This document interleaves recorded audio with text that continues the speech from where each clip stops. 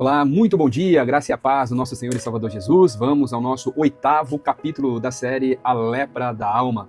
E nós já estamos encaminhando para o final. Temos este episódio, mais o de amanhã, e assim encerramos essa temporada. E eu quero falar sobre o processo da purificação.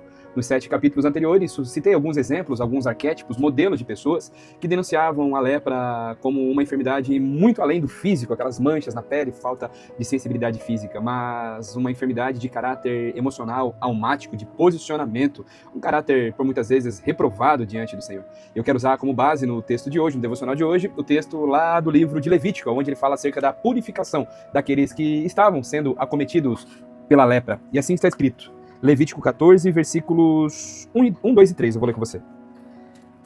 Lei acerca do leproso depois de sarado.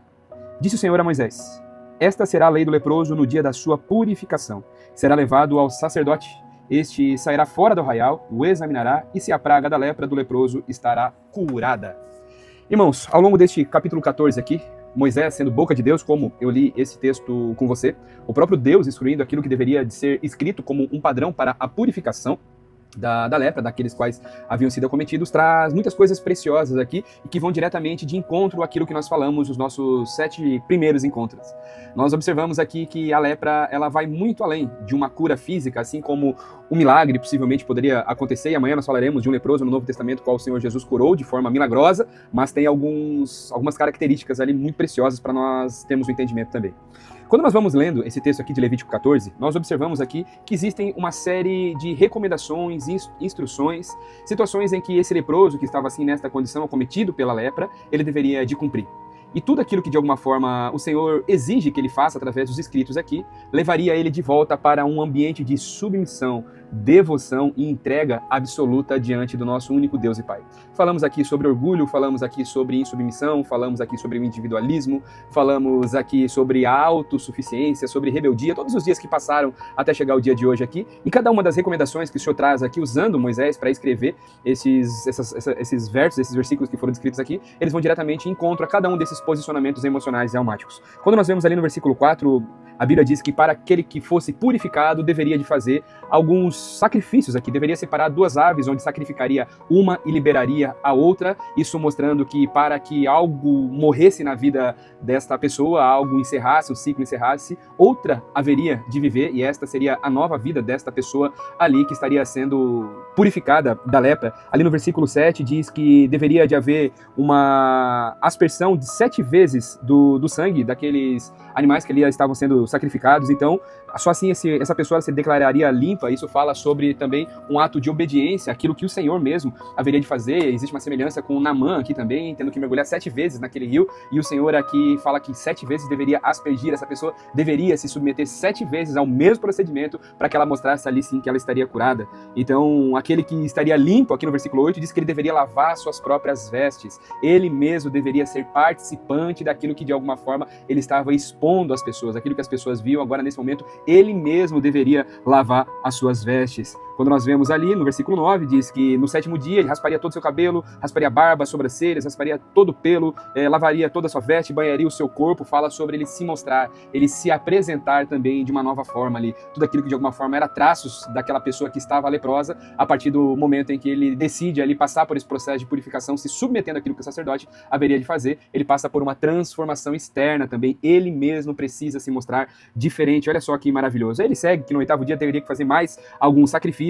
Ali na sequência, no versículo 13, ele fala novamente ali sobre oferecer uma oferta no mesmo lugar do holocausto, da propiciação do pecado, mostrando que a lepra era muito além de uma doença física, mas algo relacionado também ao pecado, que aqueles que estavam acometidos por ela acabavam por cometer.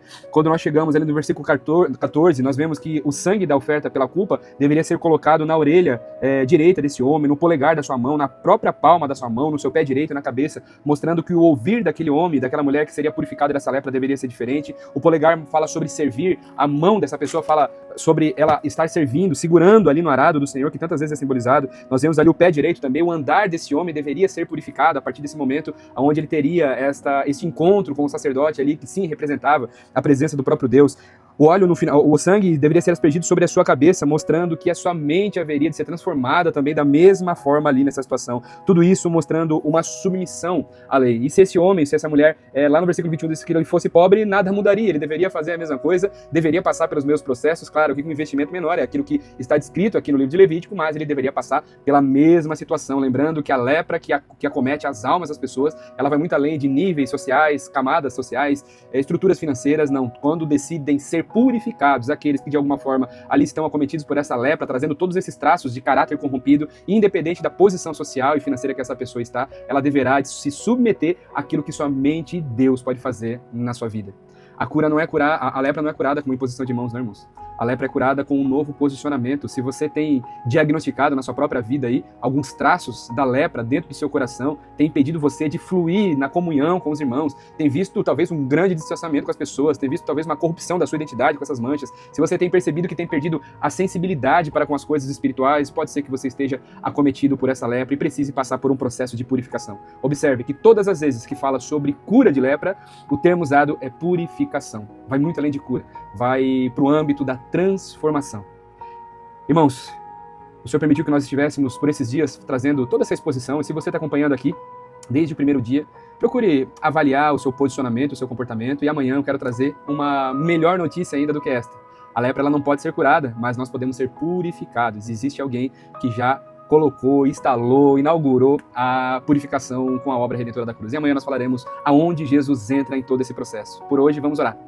Pai, no nome de Jesus, nós estamos diante do Senhor nessa manhã, queremos te louvar, Senhor, queremos te agradecer. Muito obrigado, Pai amado, por esse ensinamento que o Senhor nos liberou ao longo desses dias e principalmente no dia de hoje. Falamos de traços ao longo da semana aqui, Senhor, que antecedeu esse dia de hoje, nos 7 dias que se passaram, e hoje, assim, nesta segunda-feira, o Senhor nos permite fazer uma reavaliação das nossas vidas, nos ensinando, Pai, que ali a purificação da lepra, Senhor, ela vai muito além da cura, Senhor, mas vai através de um processo, Senhor, de purificação, submissão, obediência, Senhor, liberarmos as coisas que estavam sobre as nossas vidas, deixando para trás e avançando para aquilo que realmente o Senhor tem preparado para as nossas vidas. Por isso nós pedimos que o Senhor possa tocar na nossa mente, toca no nosso coração, Senhor, fere-nos com uma ferida de santidade, de devoção, de obediência, para que não sejamos nós surpreendidos por essa lepra, em nome de Jesus, para a glória de Deus. Amém. Amém, irmãos? Que Deus abençoe poderosamente a sua semana. Continuamos aqui com essa série e amanhã o último capítulo falando daquilo que Jesus faz com aqueles que se encontram leprosos. Que Deus abençoe sua semana.